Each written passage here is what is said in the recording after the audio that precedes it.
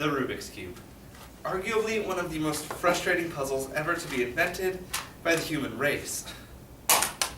If you're anything like me, you'll often find one of these cubes, convince yourself you can solve it, and then give up after about 5 minutes. Or in the off chance that you actually do solve it, you put it on a shelf in your room just to show it off to your friends like, you see that? I did that. Urban Dictionary defines the Rubik's Cube as, quote, the devil reincarnate.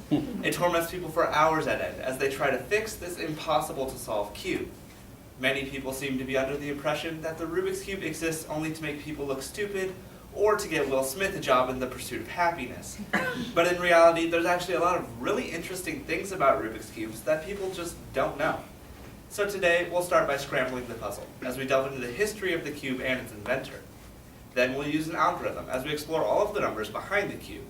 And finally, we'll orient the edges as we uncover all the different variations of Rubik's Cube. So let's start by scrambling the puzzle as we delve into the history of the cube and its inventor.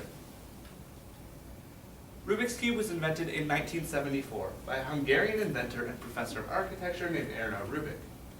According to Britannica, Rubik was born in Budapest, Hungary on July 13, 1944. He has lived his whole life in Hungary, and from 1962 to 1967, he attended school at the Budapest University of Applied Arts. According to Rubik, attending school was one of the most formative events of his life, stating that schools offered him the opportunity to acquire knowledge of subjects, or rather crafts, that require a lot of practice, persistence, and diligence with the direction of a mentor. Erno invented the first prototype of his cube while he was a professor of architecture at the Budapest University of Technology in 1974. He was looking for a way to challenge his students outside of the textbook, so he made his first magic cube out of blocks of wood and rubber bands. According to the official Rubik's Cube website, it took Erno well over a month to work out the first solution to his puzzle. He soon realized the commercial potential for his puzzle and began making and distributing them around Hungary. However, in the 70s, Hungary was behind the Soviet Union's Iron Curtain, which made imports and exports extremely difficult. The magic cube, now made of plastic, was sold in toy stores around Hungary. But Erno wanted his cube to achieve worldwide success. So, with his permission, businessman Tibor Laxi brought one of the cubes to the Nuremberg Toy Fair in 1979. He pitched the puzzle to the Ideal Toy and Novelty Company, who renamed it Rubik's Cube, and began putting it on shelves in 1980. The Rubik's Cube gained immense popularity almost immediately, and the rest is history. So now we'll use an algorithm as we explore all of the numbers behind the cube. Don't worry, we're not going to get into all of the complicated math that allows the cube to work, because that would take way too long. But get this. According to CNN, 1/5 of the world's population has played with the Rubik's Cube at least once by the mid-1980s. And also, according to Time magazine, the Rubik's Cube is one of the 13 most influential toys of all time. Having sold over 350 million cubes since its release, the Rubik's Cube has become one of the most popular toys ever to be sold. I recently asked some of my classmates what they would guess the record time for solving a Rubik's Cube would be. They gave me answers such as 30 seconds, 45 seconds, a minute, etc. In reality, the record time for solving a Rubik's Cube is a whopping 22.95 seconds. Or at least it was in 1982. According to Business Insider, the current world record for solving a Rubik's Cube is a mere 4.74 seconds. And as if the Rubik's Cube weren't complicated enough, turns out there are over 43 quintillion ways the cube can be arranged. That's 43 followed by 18 zeros. And only one of those arrangements is the solution. So how do people solve these 43 quintillion arrangements? Well, they use what are called algorithms. According to Merriam-Webster, an algorithm is defined as a step-by-step procedure for solving a problem or accomplishing some end, especially by a computer. In this case, an algorithm is a pattern of twists and turns that will align the cube in a certain way. There are several different methods to solving Rubik's Cube. There's the most popular beginner's method, in addition to Ortega's method and Waterman's method. And then there's what's known as God's number. God's number represents the idea of solving the cube in the absolute minimum number of moves. The actual number was just proven to exist in 2010. God's number is 20.